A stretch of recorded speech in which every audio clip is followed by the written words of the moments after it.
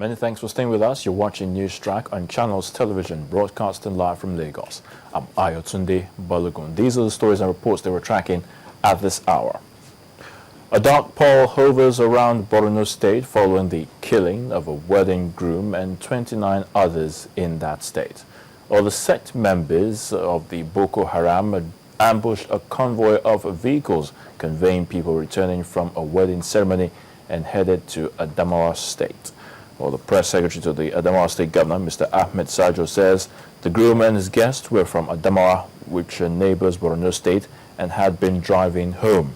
Although Mr. Sajo said the wedding fatia, that's the official Muslim ceremony, took place in Firgi village in Borno State. Meanwhile, the minibus taxi driver said he passed many bodies on the road near the village, that's Firgi, and saw a lot of dead bodies killed by gunshots and some by the roadside that appeared to have been slaughtered. Last week, suspected extremists attacked a military checkpoint in the same area, and witnesses say they killed at least 4 security operatives and made off with army vehicles, weapons, and ammunition. Now, the Sokoto state government has been given reasons why the state has been violence-free. The state governor, Aliyu Wamako, believes that treating people and issues fairly, as well as the adherence to the rule of law, has helped the state in its drive to ensure peace in Sokoto state.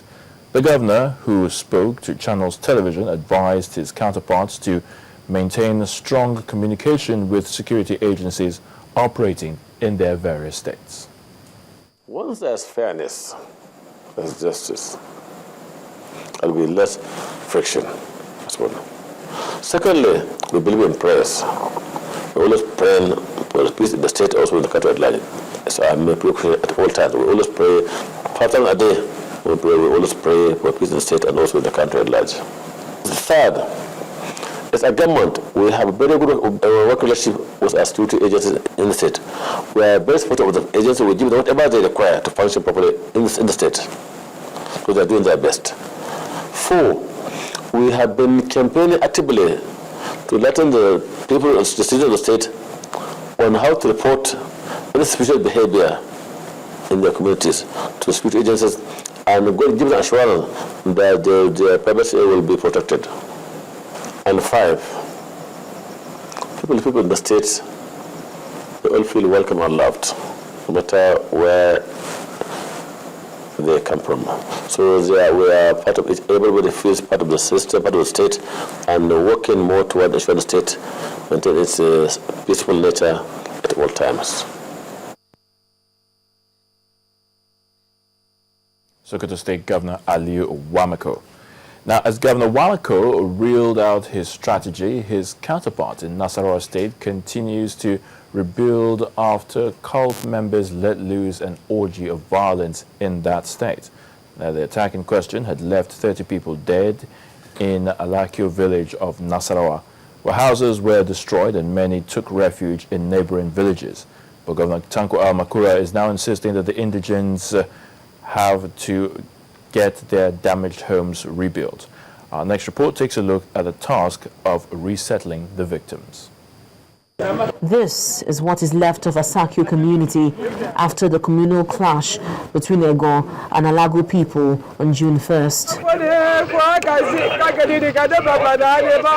For many victims of the Asakio crisis, life is more challenging, having lost all that kept them going. We are hearing a rumor that after Obi, if they finish Obi, they will come to we at Asakio. So, and we are in Asakio, small time we started to hear the crowdness. People are running up and down, women and children. So some of our women don't leave their small children at the road there. Small time. So those Umbase people start to fire us. From there, we run away. We enter bush. As for me, I'm not Alago. I'm not Alago, and I am Ike. And when I go back to Asakio, I saw Asakio very, very. This is very, very terrible. That some people cannot even see when you see Asakio. However you are, you'll be angry and you must cry. The displaced persons, about 30,000 of them, are camped in a school in Namu, a community in Kwampan Local Government Council in Plateau State. The challenge of a poor sanitary situation led to a cholera outbreak, killing 11 children with over 80 affected patients. In total, so far we had 68 cases with 9 deaths. That is for the whole Namu. So, but as for the PSC Namu, we only recorded 30 cases with no deaths. 2 were affected and brought today in PSC Namu.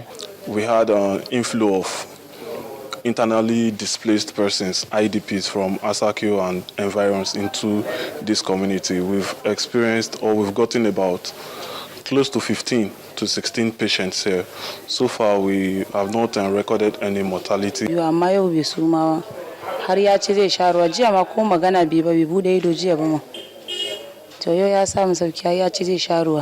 The state government has made good its promise of rebuilding the town by donating building materials worth 45 million naira.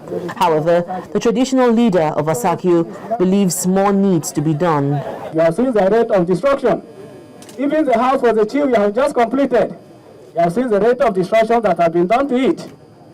Those of us, during the first crisis, we came, we had nothing to do than to go and sell the piece of land we had in order to build our houses. They were completely destroyed again. Now we have seen on ground as we promised. But very frankly speaking, what we have at hand can never take us to any place.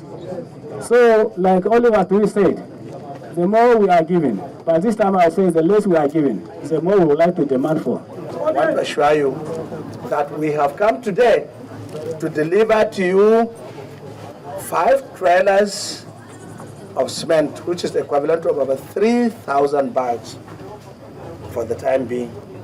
We have also come to deliver to you 500 bundles of corrugated iron sheets. We have also come to deliver to you 2,000 bags of zinc nail. They are all packed in the store here.